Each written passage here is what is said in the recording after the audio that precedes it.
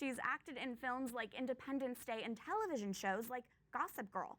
But this actress is taking a stance that's not as mainstream. Margaret Colin sits down with EWTN Pro-Life Weekly and explains why she is pro-life and not afraid to say it, inside or outside the movie studio. Margaret, you are an actress who has starred in soap operas, major television shows, major movies. How did you get involved in the pro-life movement? I was always in the pro-life movement.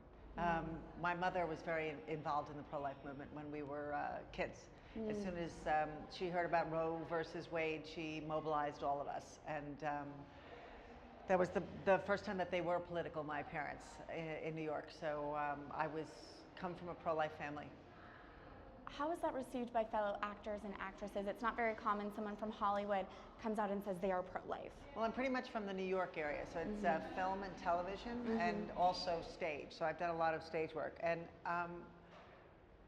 it isn't common, but it's a wonderful opportunity to talk about it. So people usually get to know me as an actor first, and then we enjoy each other's company and we enjoy the work. And then when it comes up in a sort of natural fashion, they're sometimes surprised, but we already have each other's respect. So there's an opportunity for dialogue. Maybe more willingness to hear you out and listen to you in that regard. That they're actually meeting one of them, one of those pro-lifers. And I've been very, pro-woman and pro-child and very nonviolent. So there's actually kind of a lot of things for us to talk about. Speaking of that, you are an honorary board member of the group Feminists for Nonviolent Choices. Yeah. Would you say it does go hand in hand, being a feminist and being pro-life? Oh yeah.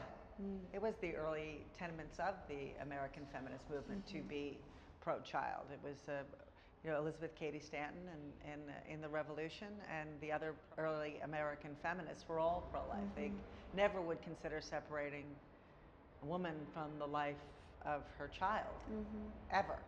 And woe to the man who puts that upon her, to quote Stanton. So now I just think the biggest need is for us to get the word out there that we are pro-woman and pro-child and non-violent. So whatever the reasons are for a woman to seek an abortion in the first place, let's get to those root causes. Let's make her feel safe and pursue her education and get her health care and get her job placement and help her take care of her baby.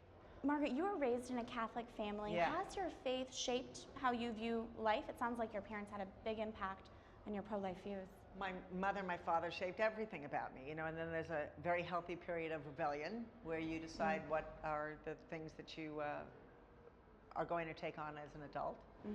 And I just found with my life as an actor, the day is sometimes, doesn't have any shape.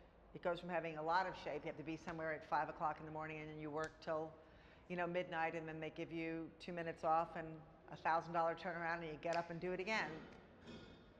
To days and months of no activity, looking for auditions. So to this day, at this ripe old age, and from when I was a teenager facing days without structure, it was always mass in the gym. And I just find my faith is always reinforced. There's so much to learn. So many genius people, the Thomistic Institute, there's so many genius people who call Catholicism their home that I can't learn enough about it. What would you say to young actors and actresses who might be hesitant to enter the industry if they're Catholic and they're pro-life and they're afraid that maybe their views wouldn't be respected? Would you have an encouraging word for them? If you're afraid, don't go into this industry. If you're afraid, right, you're in the business of being rejected. That's what you do most often for a living as an actor. I don't hold it against the people who hire me, their political views, and I don't expect them to hold mine against me when they hire me. If I'm good for the job, I'm good for the job. I don't think the workplace is a place all the time for a political exchange.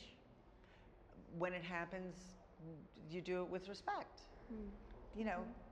If you're pro-life, you should respect each other. So if you're afraid, don't go into the business. Do something else. And you are who you are. You're good enough. We are good enough. So if your views are that life begins at conception, then explore that and kick that around happily with people, whatever work you do for a living. Whatever you do for a living. Margaret, it's a pleasure to speak with you. Thank you for your time. Thanks. Very happy to be here.